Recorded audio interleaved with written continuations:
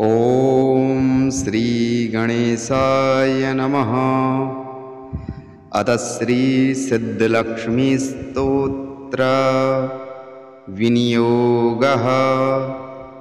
ॐ अस्य श्री सिद्धलक्ष्मी स्तोत्र मंत्रस्य हिरण्यगर्भ ऋषिः अनुष्टुप् छन्दः श्री महाकाली महालक्ष्मी महासरस्वत्यो देवताः श्रीं बीजं ह्रीं शक्तिं क्लीं कीलकं मम सर्वक्लेशपीडा परिहारार्थ सर्वदुःख दारिद्र्यनाशार्थं सर्वकार्यसिद्ध्यर्थं च श्री सिद्धलक्ष्मी स्तोत्र पाठे विनियोगः। ध्यानम्।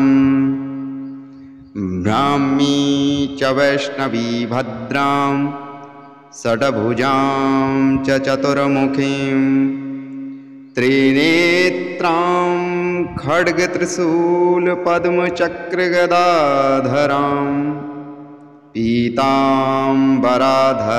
देवी नानालङ्कारभूषितां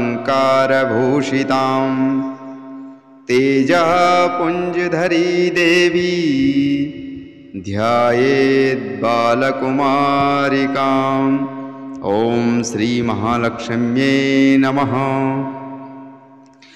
ओंकारलक्ष्मी रूपं तु विष्णुहृदयमव्ययं विष्णुमानन्दमक्तव्यं हीङ्कारबीजरूपिणीं क्लीं अमृतानन्दनीं भद्रां सत्यानन्ददयायिनीं श्रीदैत्यशमनीं शक्ति मालिनीं शत्रुमर्दनीं तेजः प्रकाशिनी देवी वरदा शुभकारिणीं ब्राह्मी च वैष्णवी रौद्री कालिकारूपशोभिनीं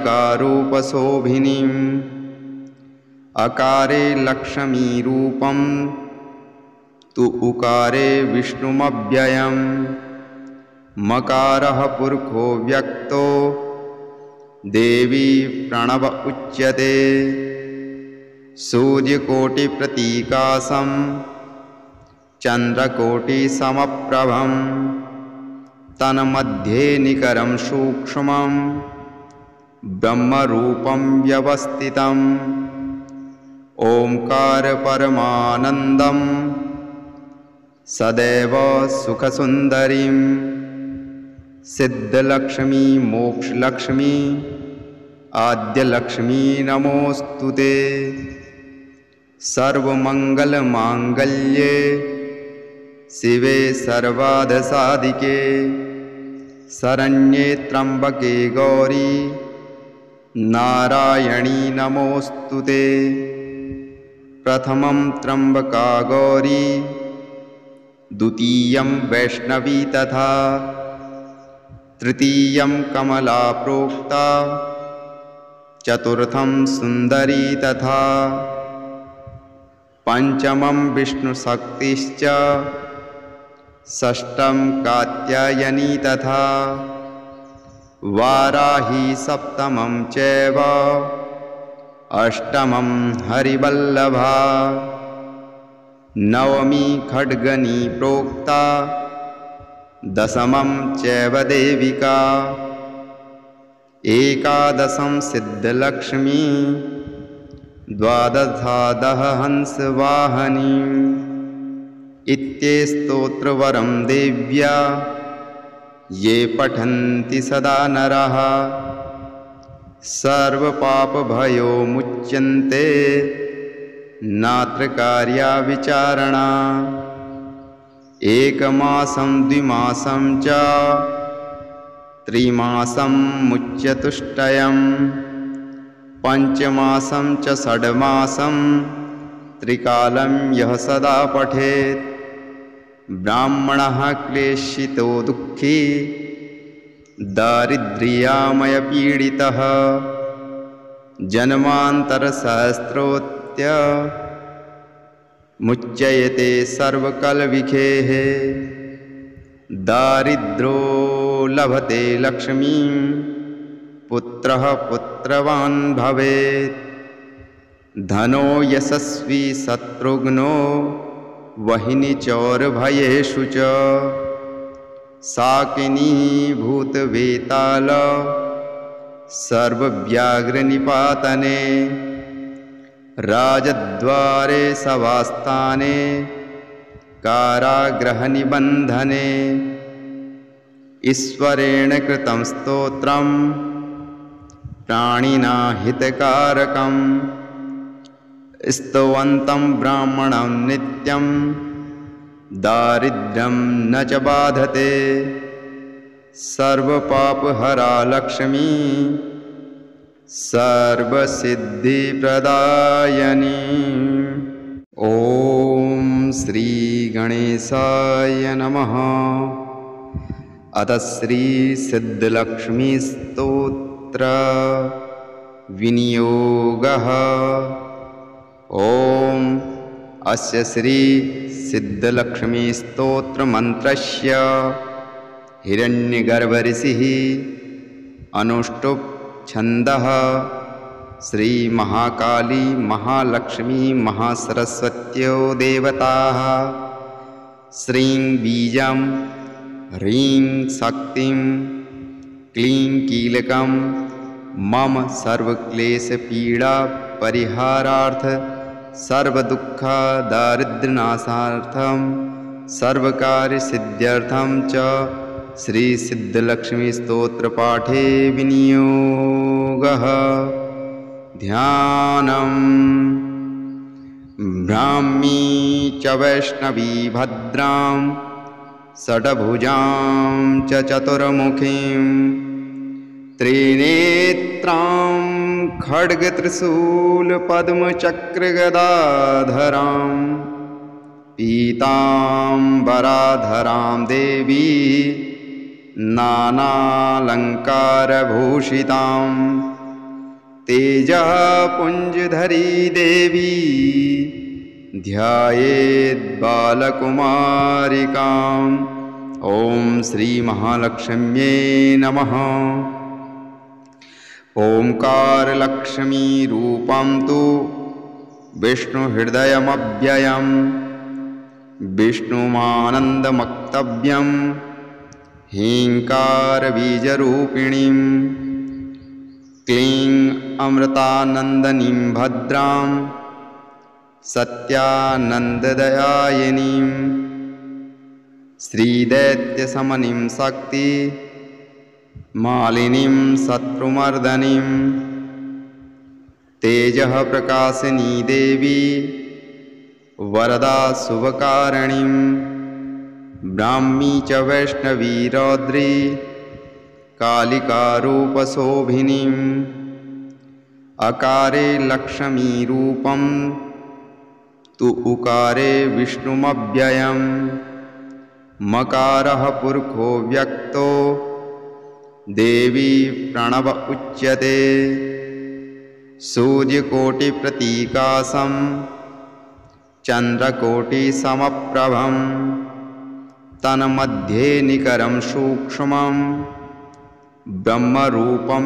व्यवस्थितम् ओंकार परमानन्दं सदैव सुखसुन्दरीं सिद्धलक्ष्मी मोक्षलक्ष्मी आद्यलक्ष्मी नमोस्तुते। सर्वमंगलमांगल्ये शिवे सर्वार्थसाधिके शरण्ये त्र्यंबके गौरी नारायणी नमोस्तुते। प्रथमं त्र्यंबका गौरी द्वितीयं वैष्णवी तथा तृतीयं कमला प्रोक्ता चतुर्थं सुंदरी तथा पंचमं विष्णुशक्तिश्च षष्ठं कात्यायनी तथा वाराही सप्तमं चैव अष्टमं हरिवल्लभा नवमी खड्गनी प्रोक्ता दशमं चैव देविका एकादशं सिद्धलक्ष्मी द्वादशादः हंसवाहनी इत्येस्तोत्रवरं देव्या ये पठन्ति सदा नरः सर्वपापभयो मुच्यन्ते नात्र कार्या विचारणा एकमासं द्विमासं च त्रिमासं मुच्यतुष्टयं पंचमासं च षड्मासं त्रिकालं यः सदा पठेत् ब्राह्मणः क्लेशितो दुःखी दारिद्र्यामयपीडितः जन्मान्तरसहस्रोत्य मुच्यते सर्वकलविखेः दारिद्रो लभते लक्ष्मीं पुत्रः पुत्रवान् भवेत् धनो यशस्वी शत्रुघ्नो वहिनी चौरभयेषु च साकिनी भूतवेताल सर्वव्याघ्रनिपातने राजद्वारे सभास्थाने कारागृहनिबन्धने ईश्वरेण कृतं स्तोत्रं प्राणिना हितकारकं स्तुवन्तं ब्राह्मणं नित्यं दारिद्र्यं न च बाधते सर्वपापहरा लक्ष्मी सर्वसिद्धिप्रदायिनी। ॐ श्री गणेशाय नमः। अथ श्री सिद्धलक्ष्मी स्तोत्र विनियोगः। ॐ अस्य श्री सिद्धलक्ष्मी स्तोत्र मंत्रस्य हिरण्यगर्भऋषिः अनुष्टुप् छन्दः श्री महाकाली महालक्ष्मी महासरस्वत्यो देवताः श्रीं बीजं ह्रीं शक्तिं क्लीं कीलकं मम सर्वक्लेशपीडा परिहारार्थ सर्वदुःख दारिद्र्यनाशार्थं सर्वकार्यसिद्ध्यर्थं च श्री सिद्धलक्ष्मी स्तोत्र पाठे विनियोगः। ध्यानम् ब्राह्मी च वैष्णवी भद्रां षड्भुजां च चतुर्मुखीं त्रिनेत्रां खड्गत्रिशूलपद्मचक्रगदाधरां पीताम्बराधरां देवी नानालङ्कारभूषितां तेजःपुञ्जधरी देवी ध्यायेद्बालकुमारिकाम्। ॐ श्री महालक्ष्म्यै नमः। ओंकारलक्ष्मी रूपं तु विष्णुहृदयमव्ययं विष्णुमानन्दमक्तव्यं हीङ्कारबीजरूपिणीं क्लीं अमृतानन्दनीं भद्रां सत्यानन्ददयायिनीं श्रीदैत्यशमनीं शक्ति मालिनीं शत्रुमर्दनीं तेजः प्रकाशिनी देवी वरदा शुभकारिणीं ब्राह्मी च वैष्णवी रौद्री कालिकारूपशोभिनीं अकारे लक्ष्मीरूपं तु उकारे विष्णुमव्ययं मकारः पुरुषो व्यक्तो देवी प्रणव उच्यते सूर्यकोटिप्रतीकाशं चन्द्रकोटिसमप्रभं तन्मध्ये निकरं सूक्ष्मं ब्रह्मरूपं व्यवस्थितम् ओंकार परमानन्दं सदैव सुखसुन्दरीं सिद्धलक्ष्मी मोक्षलक्ष्मी आद्यलक्ष्मी नमोऽस्तु ते। सर्वमङ्गलमाङ्गल्ये शिवे सर्वार्थसाधिके शरण्ये त्र्यम्बके गौरी नारायणी नमोऽस्तु ते। प्रथमं त्र्यम्बका गौरी द्वितीयं वैष्णवी तथा तृतीयं कमला प्रोक्ता चतुर्थं सुन्दरी तथा पंचमं विष्णुशक्तिश्च षष्ठं कात्यायनी तथा वाराही सप्तमं चैव अष्टमं हरिवल्लभा नवमी खड्गनी प्रोक्ता दशमं चैव देविका एकादशं सिद्धलक्ष्मी द्वादशादः हंसवाहनी इत्येस्तोत्रवरं देव्या ये पठन्ति सदा नरः सर्वपापभयो मुच्यन्ते नात्र कार्या विचारणा। एकमासं द्विमासं च त्रिमासं मुच्यतुष्टयं पंचमासं च षड्मासं त्रिकालं यः सदा पठेत् ब्राह्मणः क्लेशितो दुःखी दारिद्र्यामयपीडितः जन्मान्तरसहस्रोत्य मुच्यते सर्वकलविषेः दारिद्रो लभते लक्ष्मीं पुत्रः पुत्रवान् भवेत् धनो यशस्वी शत्रुघ्नो वहिनी चौरभयेषु च साकिनी भूतवेताल सर्वव्याघ्रनिपातने राजद्वारे सभास्थाने कारागृहनिबन्धने ईश्वरेण कृतं स्तोत्रं प्राणिना हितकारकं स्तुवन्तं ब्राह्मणं नित्यं दारिद्र्यं न च बाधते सर्वपापहरा लक्ष्मी सर्वसिद्धिप्रदायिनी।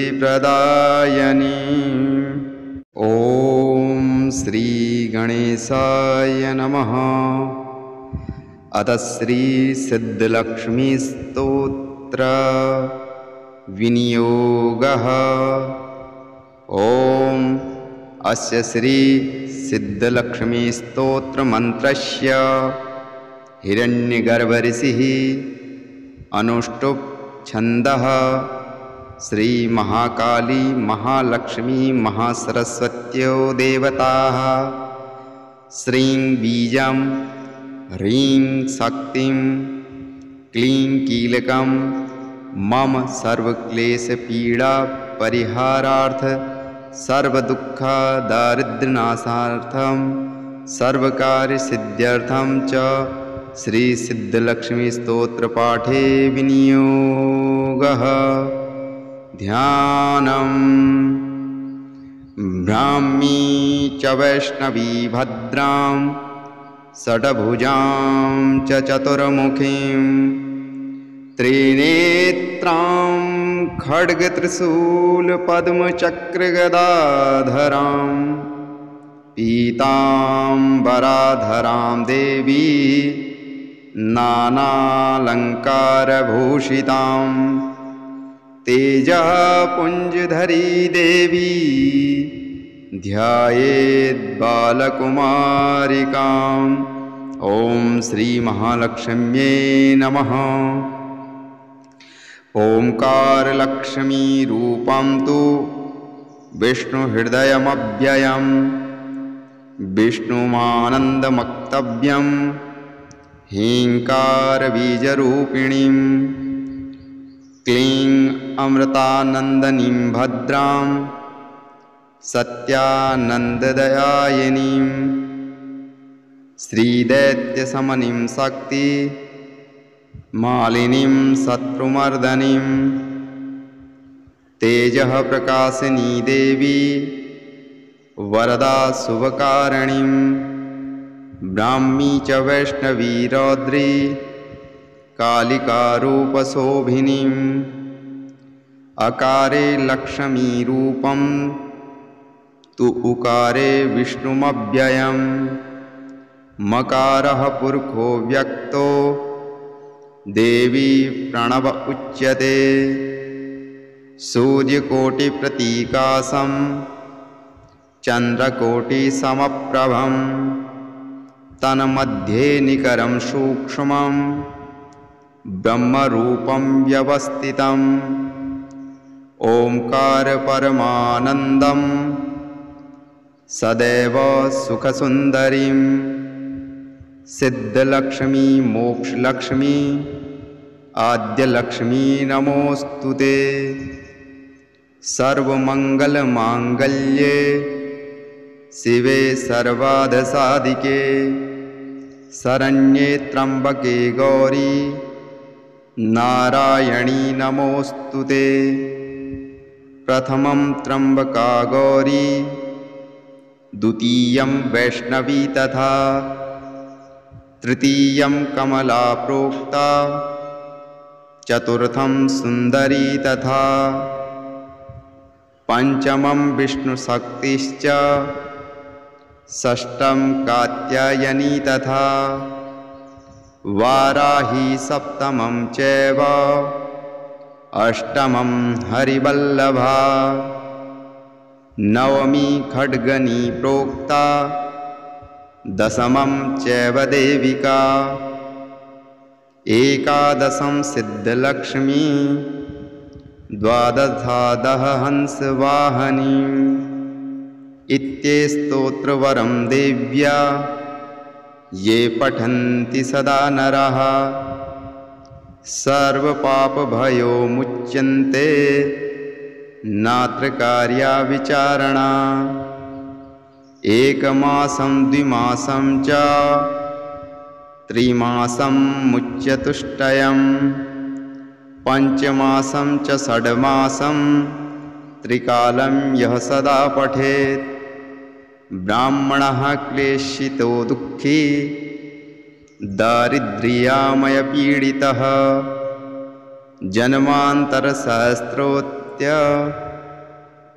मुच्यते सर्वकलविखेः दारिद्रो लभते लक्ष्मीं पुत्रः पुत्रवान् भवेत् धनो यशस्वी शत्रुघ्नो वहिनी चौरभयेषु च साकिनी भूतवेताल सर्वव्याघ्रनिपातने राजद्वारे सभास्थाने कारागृहनिबन्धने ईश्वरेण कृतं स्तोत्रं प्राणिना हितकारकं स्तुवन्तं ब्राह्मणं नित्यं दारिद्र्यं न च बाधते सर्वपापहरा लक्ष्मी सर्वसिद्धिप्रदायिनी। ॐ श्री गणेशाय नमः। अथ श्री सिद्धलक्ष्मी स्तोत्र विनियोगः।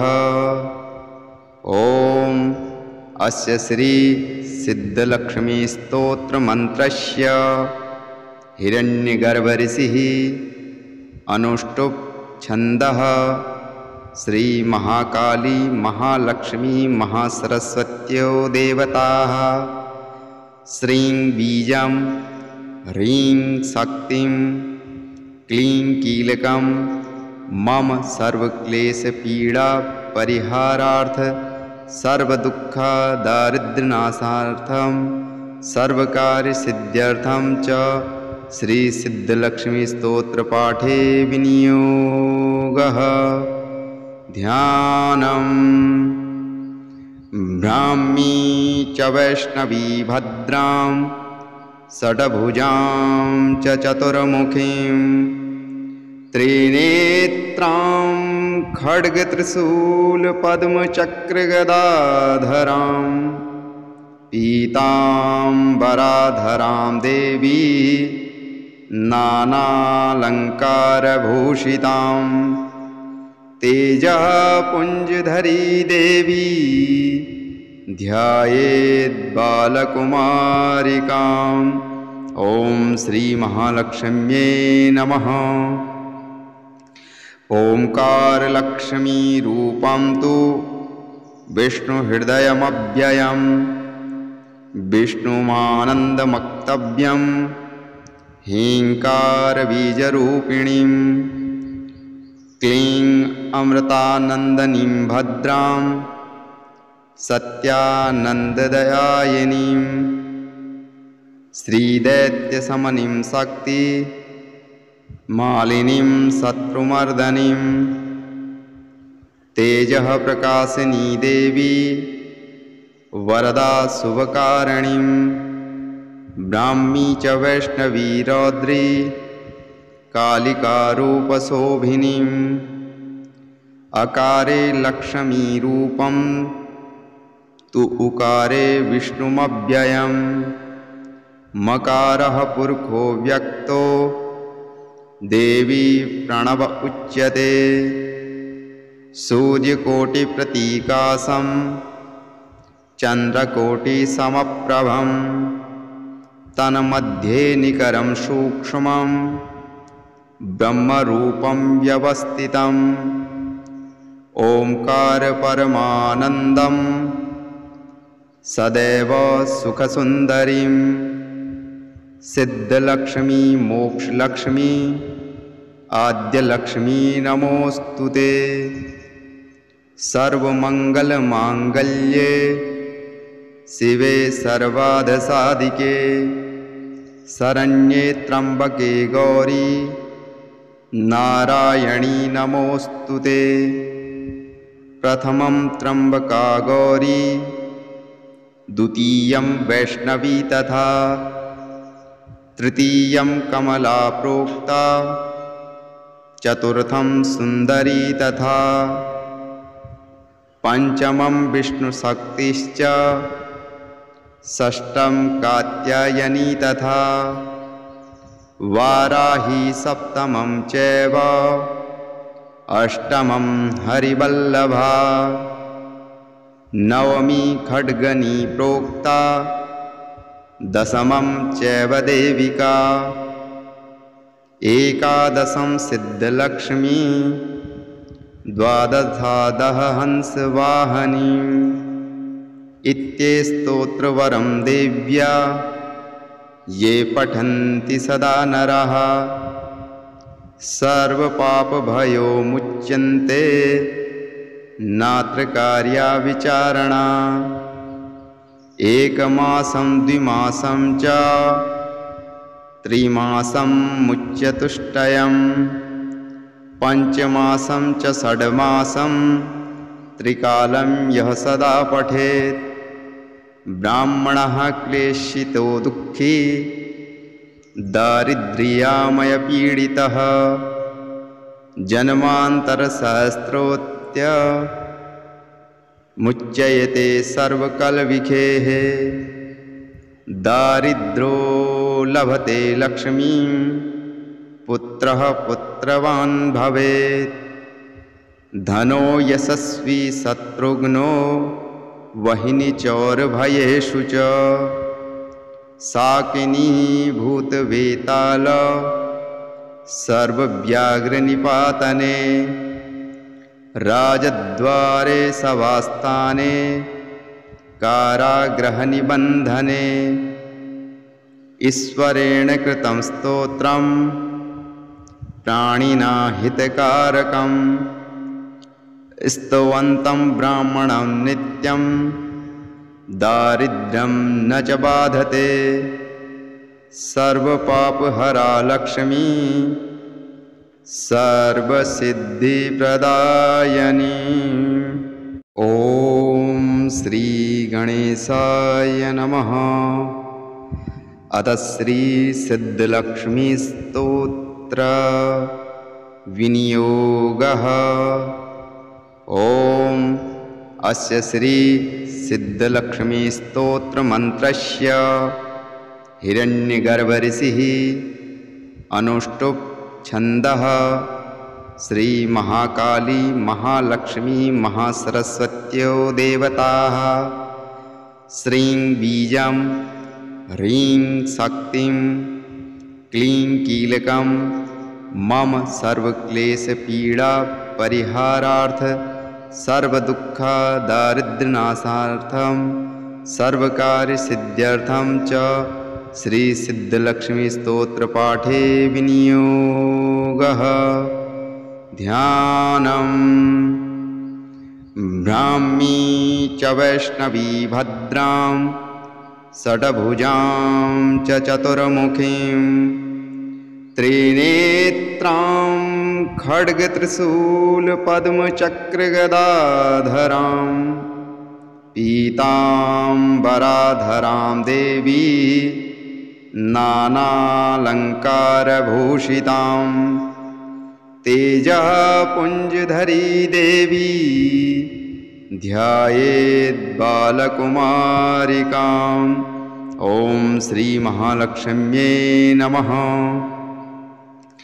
ओंकारलक्ष्मी रूपं तु विष्णुहृदयमव्ययं विष्णुमानन्दमक्तव्यं ह्रीङ्कारबीजरूपिणीं क्लीं अमृतानन्दनीं भद्रां सत्यानन्ददयायिनीं श्रीदैत्यशमनीं शक्ति मालिनीं शत्रुमर्दनीं तेजः प्रकाशिनी देवी वरदा शुभकारिणीं ब्राह्मी च वैष्णवी रौद्री कालिकारूपशोभिनीं अकारे लक्ष्मीरूपं तु उकारे विष्णुमव्ययं मकारः पुरुषो व्यक्तो देवी प्रणव उच्यते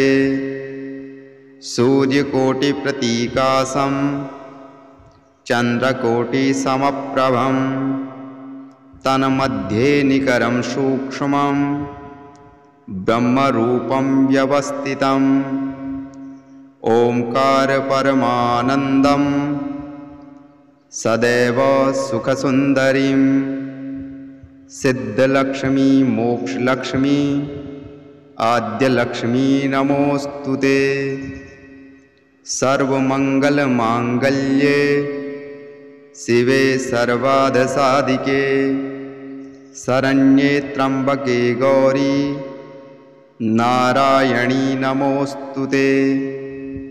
प्रथमं त्र्यंबका गौरी द्वितीयं वैष्णवी तथा तृतीयं कमला प्रोक्ता चतुर्थं सुंदरी तथा पंचमं विष्णुशक्तिश्च षष्ठं कात्यायनी तथा वाराही सप्तमं चैव अष्टमं हरिवल्लभा नवमी खड्गनी प्रोक्ता दशमं चैव देविका एकादशं सिद्धलक्ष्मी द्वादशादः हंसवाहनी इत्ये स्तोत्रवरं देव्या ये पठन्ति सदा नरः सर्वपापभयो मुच्यन्ते नात्र कार्या विचारणा। एकमासं द्विमासं च त्रिमासं मुच्यतुष्टयं पंचमासं च षड्मासं त्रिकालं यः सदा पठेत् ब्राह्मणः क्लेशितो दुःखी दारिद्र्यामयपीडितः जन्मान्तरसहस्रोत्य मुच्यते सर्वकलविखेः दारिद्रो लभते लक्ष्मीं पुत्रः पुत्रवान् भवेत्। धनो यशस्वी शत्रुघ्नो वहिनी चौरभयेषु च साकिनी भूतवेताल सर्वव्याघ्रनिपातने राजद्वारे सभास्थाने कारागृहनिबन्धने ईश्वरेण कृतं स्तोत्रं प्राणिना हितकारकं स्तुवन्तं ब्राह्मणं नित्यं दारिद्र्यं न च बाधते सर्वपापहरा लक्ष्मी सर्वसिद्धिप्रदायिनी।